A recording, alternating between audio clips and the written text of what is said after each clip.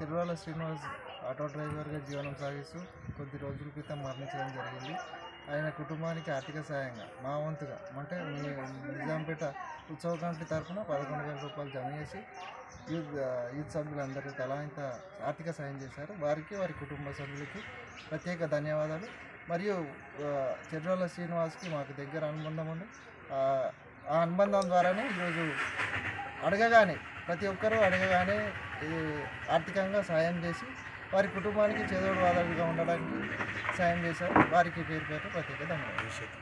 భవిష్యత్తులో ఇలవేళలో వారి కుటుంబానికి మరియు ఆ ఆడబిడ్డలకి మాకు తోచిన సాయంగా అండగా ఉంటామని తెలియజేస్తున్నాం.